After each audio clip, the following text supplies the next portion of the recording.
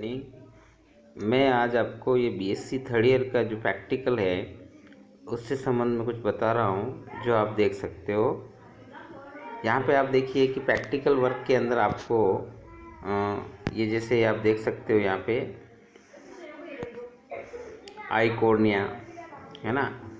ये आपको आई कॉर्निया जैसे पहला है आपका, यहाँ पे आप देख सकते हो ये आई कॉर्निया। आपको आई कॉर्निया में आकारिकी एवं शारीरिक रूपांतरणों का अध्ययन करना है। एक तो ये है ना, इसमें आपको सबसे पहले क्या लिखना है, इसका लक्षण लिखना है ना। जैसे ये आप देख सकते हो यहाँ पे जैसे ये लक्षण लिखा हुआ है ना। उसके बाद शारीरिक लक्षण हो जाए, जड़ का अनुप्रस्थ काट क्या है, तो ये देख पूरा लिखना पड़ेगा आपको, है ना। उसके बाद यहाँ से आप और आगे जैसे कि देखिए इसके अंदर ये इंग्लिश वर्जन भी दे रखा है इस पीडीएफ के अंदर। पीडीएफ में आपको टेलीग्राम पर अवेलेबल करा देंगे। यहाँ पे आप देख सकते हो कि ये तीनों क्षेत्रों में विभाजित होता है, ये पूरा लिखना है। ये पूरा यहाँ से आप देख सकते हो ये जलोद्भिद के लक्षण क्या क्या है ना। आइकोनिया जलोद्भिद पादप है ना, इसमें क्या विशेषता ये पूरा लिखना है। उसके बाद ये इसका डायग्राम बनाना है आपको, है ना। और इसके अलावा इसमें ये भी डायग्राम बनाना है आपको। मतलब आप इसमें ध्यान रखना है कि एक तो ये वाला डायग्राम बना लेना आप, और इसके अंदर ये वाला डायग्राम आप इसमें बना लेना। इसके अलावा आपको ये वाला भी बनाना पड़ेगा, है ना। ये इंटरनल स्ट्रक्चर है पूरी, ये वाला भी बनाना पड़ेगा आपको, ठीक है। ठीक है, ये हो गया हाइड। इसी प्रकार जैसे दूसरा है हाइड्रीला। हाइड्रीला में देखिए ये भी एक जलोद्भिद पादप है। हाइड्रीला में भी ऐसे ही आपको पूरा बनाना है ये। इसमें आपको सवन उत्तक है। इसके अलावा आप इसमें देख सकते हो ये कि ये हाइड्रीला का फर्स्ट डायग्राम ये बनाना पड़ेगा आपको। यहाँ पे ये वाला डायग्राम आपको बनाना पड़ेगा। इसके अलावा इसके अंदर आपको एक और चीज़ ध्यान रखनी है कि ये वाला डायग्राम भी आपको बनाना पड़ेगा। ये वाला डायग्राम बनाना पड़ेगा, स्टेम हाइड्रीला। और उसके बाद ये वापस ये ख़त्म हो गया, बस यहाँ तक आपको करना है। उसके बाद ट्रापा, ये भी आपको सिलेबस करना है, ये भी आपको आपके इसमें करना है। इन तीनों में से एक 100% आपके एग्ज़ाम में आएगा। तो आपको फाइल में करने हैं सारे ये देखिए ट्रापा, ये डायग्राम बनाना है ना। तो ये जो आप देख रहे हो यहाँ पे आप देख सकते हो ये ट्रापा का डायग्राम है, ये आपको बनाना है। इसमें आप देख सकते हो डायग्राम कैसे बनाना है, जिस प्रकार से इस पेज पे दिख रहा है आपको पूरा व्यवस्थित बीच में बनाना है, एक तरफ नामांकन करना है, ऐसे व्यवस्थित आपको बनाना है, ठीक है। उसके बाद देखिए ये नीरियम का आ गया है, नीरियम बनानी है। नीरियम में आकारिकी एवं शारीरिक रूपांतरण का अध्ययन करना है आपको, ठीक है। ये है इसके अंदर, ठीक है। आप वीडियो को रोक के स्क्रीनशॉट भी ले सकते हो अगर आपके पास बुक्स नहीं है तो, ठीक है। ये हो गया, इसमें नीरियम का डायग्राम दे रखा है यहाँ पे, ये देखिए आप, है ना, ये वाला है। इसके अलावा ये वाला डायग्राम भी आपको बनाना है, और ये वाला डायग्राम भी आपको बनाना है इसके अंदर। यानी ये पार्ट ऑफ द ये इसकी इंटरनल स्ट्रक्चर है, ठीक है, ध्यान रखना है यहाँ पे। अगला है यहाँ पे ओपेनशिया। इसमें देखिए कि आकारिकी रूपांतरणों का अध्ययन क्या है। तो ये मांसल जल ओपेनशिया नाक मतलब जीरोफाइटिक प्लांट है, जहाँ पे रेगिस्तान में पाया जाता है और पत्तियों शूलों में रूपांतरित होती है इसकी। यहाँ पे देख सकते हो आप ओपेनशिया है ये, है ना। इसके अंदर बर्ड है ये सब बनाने हैं आपको। इसके अलावा पत्तियों के स्थान पर में शूल पाए जाते हैं। ये सारी चीज़ें आपको याद भी रखनी लिखनी है। एग्ज़ाम में इसमें से एक आएगा, वहाँ पे हाइड्रीला आइकोनिया ट्रापा में से एक आएगा, और दूसरा ये जीरोफाइटिक है, इसमें से भी एक आएगा। जैसे कि ये है यूफोर्बिया में आकारिकी रूपांतरण का अध्ययन ये दे रखा है यहाँ पे, यूफोर्बिया। इसके अंदर आप देख सकते हो ये वाला डायग्राम है यूफोरिया बिया। ये वाला डायग्राम भी आपको करना है, ये वाला करना है, ठीक है। और आपको ये वाला भी करना है, ठीक है। ये आपको ध्यान रखना है, ठीक है, ये वाला, ठीक है। इसके अलावा आपको नीचे और भी दे रखे हैं, अकेशिया नीलोटिका, ये भी आपको करना है। इसमें लिखा हुआ देखिए ये, आप यहाँ से स्क्रीनशॉट भी ले सकते हो अगर आपके पास लिखा हुआ नहीं है तो। इसके अलावा ये देखिए आप इसमें ये इसका डायग्राम बनाना है आपको, ये वाला। और यहाँ पे आप देख सकते हो एक और दे रखा है यहाँ पे नीचे, रसकस में आकारिकी रूपांतरणों का अध्ययन। ये है वास्तविक मरुद्भुदे। इसके बारे में बहुत सारी चीज़ लिखी हुई है, जैसे कि पर्णव कक्ष में शल की पत्तियाँ पाई जाती है ना।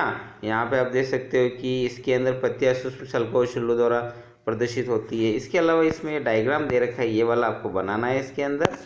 और ये आपका हो गया। इसके अलावा इसमें एक और दे रखा है, ये पार्किंसिया है ना, ये दे रखा है, ये भी आपको करना है। इसमें ऐड वाला पॉइंट है, ये देख लेना है। इसमें ये छोड़ो तो फिर छोड़ देना, कोई दिक्कत नहीं है पार्किंसिया वाला।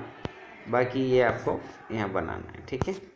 उसके बाद जैसे मृदा की, ये देखिए, study of the texture of soil, यानी मृदा की सुव्यवस्थित का अध्ययन, यानी मृदा का अध्ययन।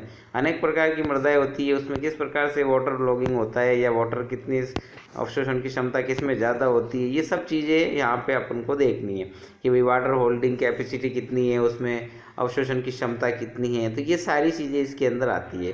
तो प्रैक्टिकल के अंदर आपको सारे ही करना है। एक को यहाँ से भी आएगा एक क्वेश्चन जिसमें आपको ये वाटर दिया जाएगा, जिसका प्रैक्टिकल करना पड़ेगा आपको।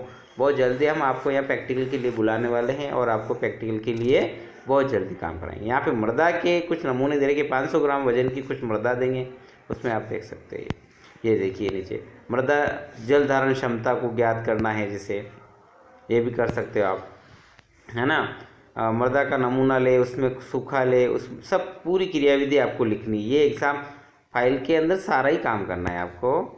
इसके अलावा यहाँ देखिए नीचे कुछ इसकी वेलोसिटी नीचे परिणाम निकाल रखा है, प्रेक्षण भी दे रखा है, बॉक्स का भार क्या है, परिकलन करना है आपको, पूरा ही इसका जल धारण क्षमता निकालनी है कि मृदा की मात्रा कितनी है और जल की मात्रा कितनी उसमें। तो ये आपको क्या करना पड़ेगा, पहले मृदा लेनी है, उसको तोलना पड़ेगा, उसके बाद वापस उसको उसके अंदर से ड्राई सारा निकाल के पानी, उसके बाद वापस उसको तोलना पड़ेगा। तो उस प्रकार से आप निकाल सकते हैं।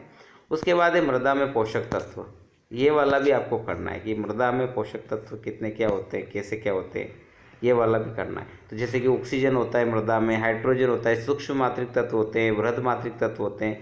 तो कौन से तत्व होते हैं जो ज़्यादा मात्रा में पाए जाते हैं, कौन से तत्व ऐसे होते हैं जो कम मात्रा में पाए जाते हैं, वो सारी चीज़ें इसके अंदर आपको लिखनी पड़ेगी।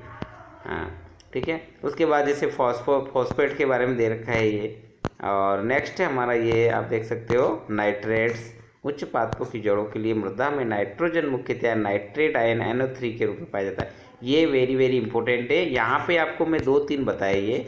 एक तो मैंने बताया आपको ये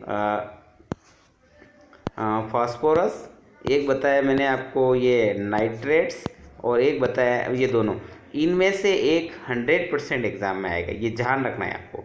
नाइट्रेट्स का पूछ सकता हूँ या फास्फोरस का, इसलिए खास करके इन दोनों को याद रखना है आपको कि कौन सा जो इसका जो नाइट्रेट, नाइट्राइट्स, अमोनिया कौन सा पादप के मतलब अवशोषित करते हैं, ये सब आपको पता होना चाहिए। तो ये आपको अपनी फाइल्स में भी करना है और आपको एग्ज़ाम में भी आ सकता है, ठीक है।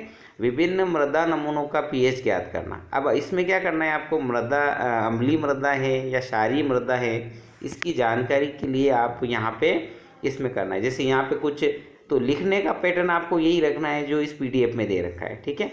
और इसमें आपको कोई चेंजेस नहीं करना है। आप आराम से, ये मैं रोक रहा हूँ वीडियो, आप यहाँ पे आप इसका स्क्रीनशॉट ले सकते हो और उसको वापस लिख सकते हो। अगर आपके पास बुक्स नहीं है तो इसका आप उपयोग ले सकते हो। अब यहाँ पे देखिए कि ये किसी भी आवश्यक सामग्री आएगा, पहले ही आ जाएगा, उसके बाद विषय वस्तु है, क्रियाविधि क्या है, इसका pH पत्र कैसे क्या है, ये आप देख सकते हो। इसके अलावा इसके अंदर 5 मिली आंसू जल में चुटकी भर मृदा डालकर, ये पूरा मेथड दे रखा है। फिर बेरियम सल्फेट का परीक्षण दे रखा है इसी के अंदर ये, तो ये आपको पूरा ही आना चाहिए। इसके अलावा pH मीटर से भी आप ज्ञात कर सकते हो, ठीक है। तो ये सब प्रैक्टिकल में कराऊंगा और आप अपने फाइल्स में पहले कंप्लीट कर सकते हो, ठीक है।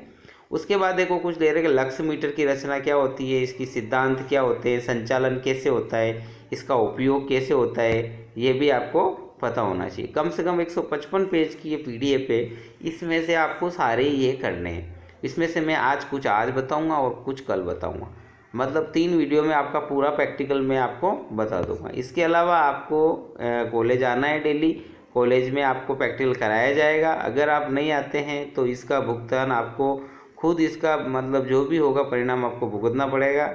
अगले साल पे अगर रह गया आपका प्रैक्टिकल तो अगले साल देना पड़ेगा, आपका साल बैकअप होगा। इसमें हम किसी प्रकार की कोताही नहीं बरत सकते, आपकी हेल्प नहीं कर सकते। आपको कॉलेज आओगे तो ही तो हम सिखा पाएंगे, ठीक है, बाकी आपको नहीं सिखा पाएंगे। तो आपको आना पड़ेगा कॉलेज, तो है ना। तो जैसे ही आप कॉलेज आओगे अपने C8 एग्ज़ाम के बाद, तो हम बहुत जल्दी प्रैक्टिकल स्टार्ट करने वाले हैं। यहाँ पे आप देखिए कि लक्स मीटर एक छोटा उपकरण है जिसका आकार बाजार में उपलब्ध मॉडल पर निर्भर करता है। ये सामान्यतः दो प्रभागों में बांटा जाता है। ये पूरा ही दे रखा हमने, देखिए ये आप पूरा ही लिखना है आपको, है ना, और समझना है। इसके अलावा इसका सिद्धांत दे रखा है, संचालन कैसे होता है ये भी दे रखा है, और इसका उसके बाद देखिए यहाँ पे इसका डायग्राम भी दे रखा है ये इसका, तो ये आपको बनाना है, ठीक है। इसके बाद उपयोग है, सावधानियाँ जरूर लिखनी है। किसी भी प्रैक्टिकल के अंदर लास्ट में 2 सावधानियाँ लिखनी हैं आपको, ये आपको ध्यान रखना है। नेक्स्ट है आपका न्यूनतम अधिकतम तापमापी की रचना सिद्धांत संचालन का उपयोग। तो इसमें आप देख सकते हो कि ये सिद्धांत दे रखा है, रचना दे रखी है इसकी, ये भी आपको करना है, ठीक है। ये सब मैं आपको बता नहीं सकता, वहाँ प्रैक्टिकल करूँगा तो ही समझा सकता हूँ। सिर्फ वीडियो बनाने का यही मकसद है कि आपके पास ये मैटर चला जाए, आपको समझ में आ जाए क्या क्या लिखना है क्या नहीं लिखना है, ठीक है। ये एनीमोमीटर की रचना सिद्धांत संचालन और उपयोग ये अध्ययन, ये हो गया, रचना का सिद्धांत है।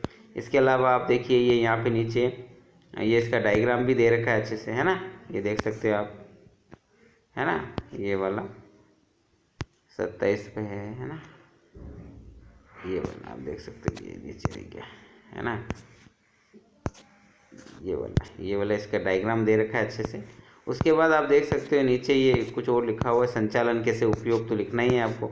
उसके बाद है आपका ये दे रखा है आपका एक्सरसाइज, यानी यहाँ पे आप देख सकते हो कि जातीय क्षेत्र वर्ग विधि द्वारा क्वाड्रेट का न्यूनतम आकार ज्ञात करना।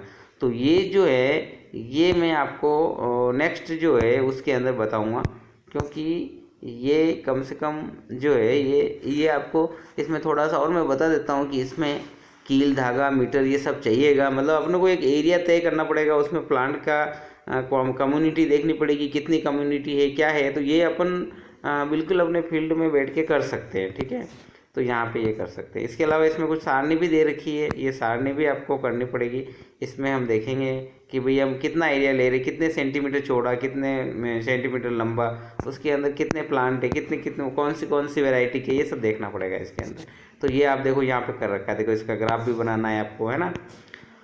इसके अलावा आप देखिए नीचे ये दे रखा है कि समुदाय में वृद्धि करने वाले पादप जातियों का बाहुल्य और घनत्व कितना है। तो डेंसिटी कैसे निकालते हैं वो यहाँ पे दे रखा है कि किसी भी एरिया के अंदर पादप की डेंसिटी कितनी, कौन से पादप कितने हैं, तो उसके लिए भी हमें क्या करना पड़ेगा, फील्ड में जाके डेंसिटी निकालनी पड़ेगी। फिलहाल आप ये लिख सकते हो, इसमें क्या क्रियाविधि, प्रेक्षण, परिकलन सब दे रखा है, सूत्र भी दे रखे हैं, अपने को मान रख के इस सारणी के अंदर भरने पड़ेंगे। ये जो सारणी दे रखी है आप देख सकते हो ये वाली, इसके अंदर सारा ही फॉलो करना पड़ेगा। ये आप इसकी भी फ़ोटो ले सकते हो और लिख सकते हो, ठीक है। ये उसके बाद देखो नीचे रिजल्ट के लिए भी दे रखा है, इसने परिणाम निकालना पड़ेगा आपको ये, ठीक है, ये भी।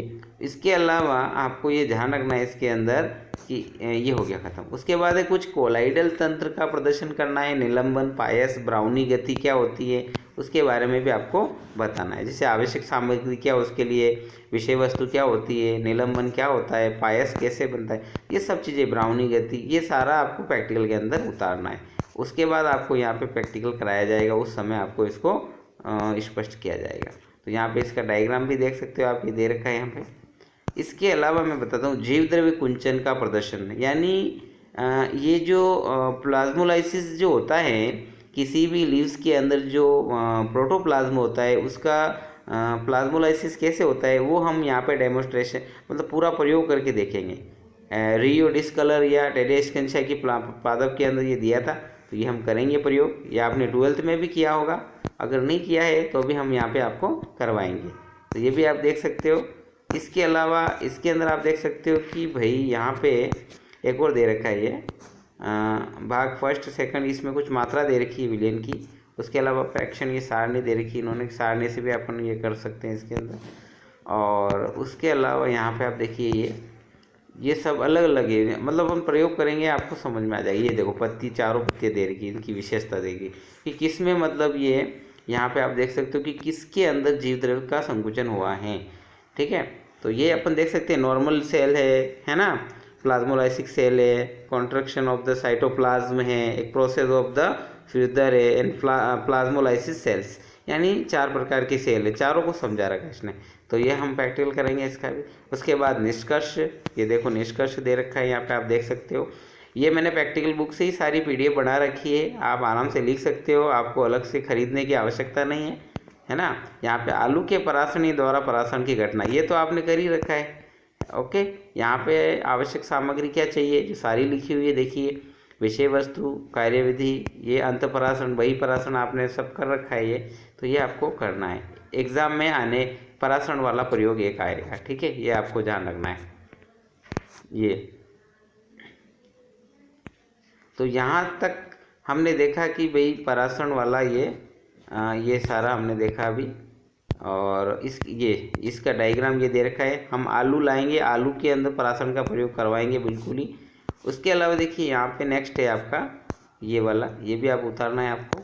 उसके बाद है आपका पादपों में रंध्रों के खुलने व बंद होने का मैकेनिज्म, यानी वो कैसे होता है, तो वो भी अपने को करना है यहाँ पे, ठीक है।